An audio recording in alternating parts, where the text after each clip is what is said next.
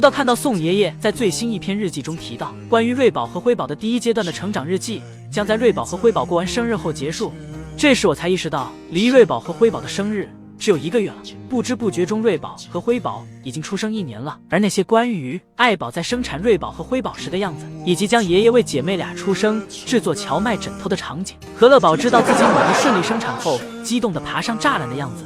仿佛都还历历在目。从饲养员们轮流守护着爱宝，到爱宝成功将瑞宝和辉宝顺利生产，每一个阶段宝家粉丝们都没错过，每一个阶段都仿佛陪其一起亲身经历过一般。而姐妹俩慢慢长大的过程中，这期间瑞宝和辉宝还经历了福宝姐姐在韩国过的最后一个生日。当时姐妹俩刚出生，园区人手不够，爷爷们为了能够更好的照顾瑞宝和辉宝，还临时请来了粉丝姨姨们为福宝姐姐制作3岁生日礼物。那段时间，由于爷爷们一直在陪瑞宝和辉宝，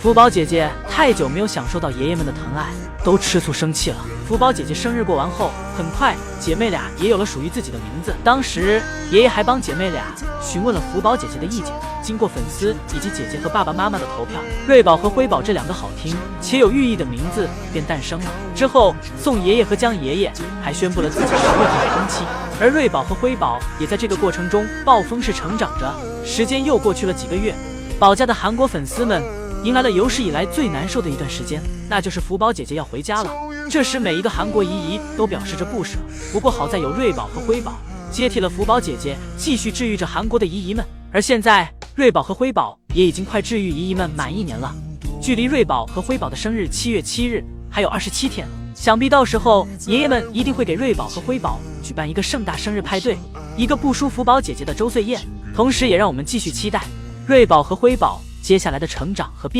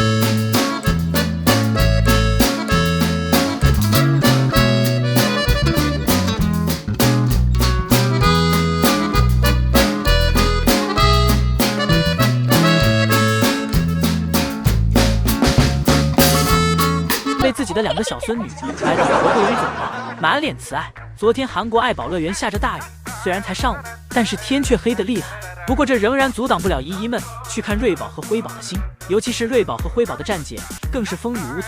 此时姐妹俩刚出门，有些困，凑在一起趴在小树上睡着了。或许大熊猫也喜欢在下雨天睡觉，更何况室内园区还有恒温空调，不冷不热的室内再搭配上窗外的雨声，这让瑞宝和辉宝睡得很是安逸。姐妹俩安心睡觉，爱宝独自营业，而暖男乐宝此时也没有睡，正在隔壁园区陪着爱宝。乐宝的大竹笋一吃一个不吱声，而昨天的雨下了整整1天，乐宝1天都在室内玩耍，而爱宝也是一样，一直都在室内陪伴姐妹俩。不过爱宝和姐妹俩这1天里，彼此都活在对方的惊吓。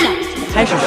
爱宝在饮水盆前喝水，辉宝突然走了过来，吓了爱宝一跳，差一点这巴掌就拍瑞宝脸上了。说大熊猫胆子比较小的，看来也都是有依据的。爱宝喝完水后回家休息，此时江爷爷来到了园区，给爱宝收拾吃剩的竹子以及放置新的竹子。这次爷爷给爱宝放了一块大胡萝卜，瑞宝发现胡萝卜后来到小亭子上偷吃，不过很快爱宝就从通道门里走了出来。爱宝一眼就看到了瑞宝在偷吃自己的胡萝卜，瑞宝灵动的小眼神透露着满满的慌张。当听到妈妈脚踩在竹子上的声音后，更是吓得一激灵，但胡萝卜却被瑞宝一直牢牢地抓在手里。爱宝走上前，将瑞宝摁在身下，试图给胡萝卜抢过来，而瑞宝抱着胡萝卜拼命往嘴巴里塞，心想能多吃一口是一口。而爱宝对身下的瑞宝也没有客气，摁住瑞宝的头，一把就给自己的胡萝卜抢了回来。江爷爷给福宝来电话了，江爷爷表示这2天我国1天1更的福宝视频看得简直不要太过瘾，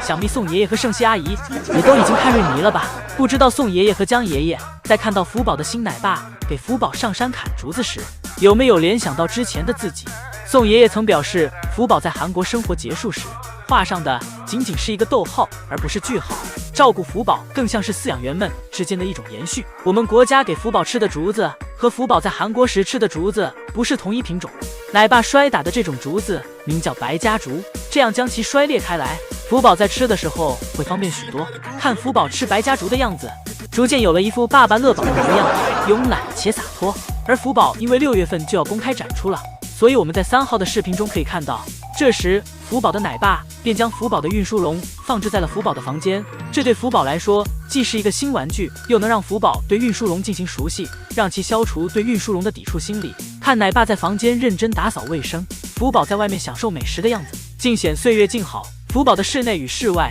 只有1墙之隔，奶爸打扫的进度如何，福宝在外面都能随时看到。而福宝回国后体重一直都很稳定，都在206斤左右。对于福宝这个年龄的大熊猫，这个体重是正常的，且在健康范围之内的。这天福宝在室外园区散步时，发现隔壁老伙计的门咋还开着呢？福宝观察了一下隔壁园区的环境，确认安全后，福宝偷偷溜了进来，看了看隔壁邻居的家与自己的家有什么不同。福宝转了一圈，发现并没有什么区别。福宝又悄无声息地回去了，并告诉奶爸不要告诉别人自己来过。可以看到福宝现在的精神状态和食欲都很不错，每天都是好吃好喝好睡，这也让喜欢福宝的粉丝们为福宝现在